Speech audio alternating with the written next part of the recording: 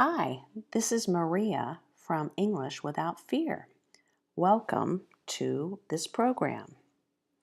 Today, episode 2, I will tell you a story about some problems we had with bears and other wildlife. As you know, I am Maria, and this is my husband, Mike. And we have been married for a long, long time, which is good. We live in the hills of western North Carolina, and we are not in a town, but in the forest on a hill in an area called the Smoky Mountains. We live not close to other houses. In fact, the closest house is within sight, but only in the winter when the trees are bare. Since we live in the woods, my husband Mike loves to build a fire, and we sit and read at nighttime. We don't have many human neighbors close by, but we certainly have lots of animal neighbors.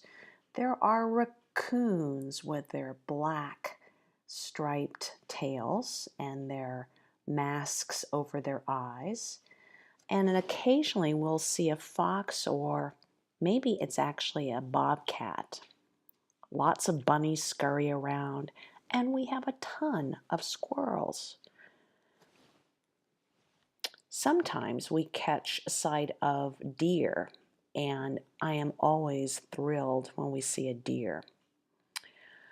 And one time, Mike and I were walking up a path, and there was this animal, and I said, "Mike, look at that dead animal."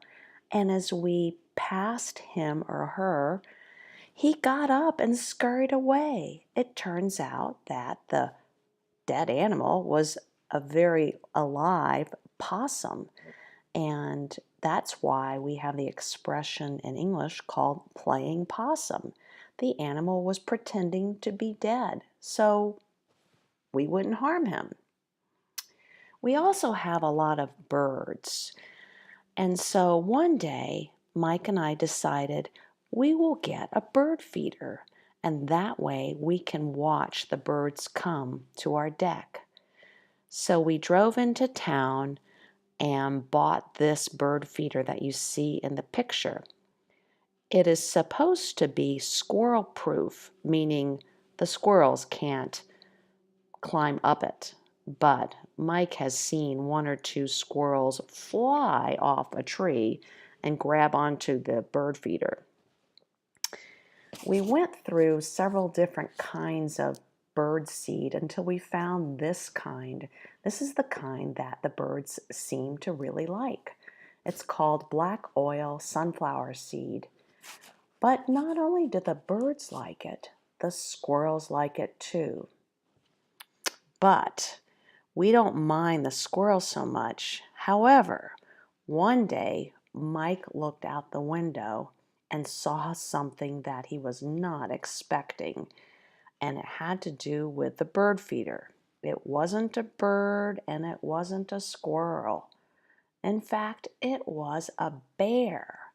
Apparently, bears have an amazing super smell ability, and this bear had smelled the sunflower seeds and investigated. So he came up onto our deck and pulled down the birdseed feeder. Well, that wasn't good. So what we had to learn to do was to take the birdseed feeder in at night, because it was nighttime when this bear came up on our deck. That seemed to work until that bear, or maybe some other bears, was snooping around the house at night.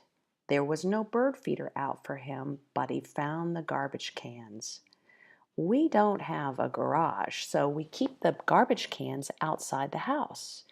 And this bear who has a very good sense of smell, smelled something appetizing. Our leftover dinner remains, the scraps of who knows what we had that night, or all the nights in the week, because we leave the garbage in the cans and Mike puts the plastic bags in his car and takes them to the dump, which is where they have big, big dumpsters where you can put in your garbage. Well, Mr. Bear decided he was going to investigate what smelled good, and he knocked over our cans and pulled out the bag. And then he dragged the bag onto the road and pawed through it, getting the scraps of what he liked. The who knows what, maybe the orange juice remains or the eggshells he didn't really like, but the scraps of food he did. Michael was not amused, and he said, "We have got to do something, Maria." Well, one time would have been okay, but the bear kept coming back. In fact, Mike was so upset that he said, maybe we shouldn't even be living in the woods. But fortunately, he calmed down and thought of his friend Marvin. Now, Marvin is a local guy, and Marvin is very handy. He can do anything. He can build something. He can hunt bear. In fact, he offered to come up and take care of our bear problem. When we asked him what he meant, he said, "Well, I like to hunt bear, and we are allowed by law to kill 2 or 3 bear per year. So I'll take care of your bear and consider that's my quota for the year." Well, we decided no, we didn't want him shooting bear on our property. So we had the idea of creating a big wooden box that we could lock, into which we could put the trash cans. And Marvin set right away to work. And this is what he created. He created what we call the bear box. What you're looking at is the bear box propped open, and it's roomy enough for 2 big trash cans. At night, we lower the lid and actually put a lock on it. And that way the bear can't get into our food. So that's the story of the bear box and how we stopped inadvertently feeding the bear our birdseed and our table scraps. Thank you for listening and watching English Without Fear. Thank you again for watching and listening, and it would really help me if you would leave any suggestions or critiques of this video. For example, if you think I speak too quickly or the level of language is too advanced, or even if you have an idea for a future story, please leave me your suggestions and I will take them into consideration.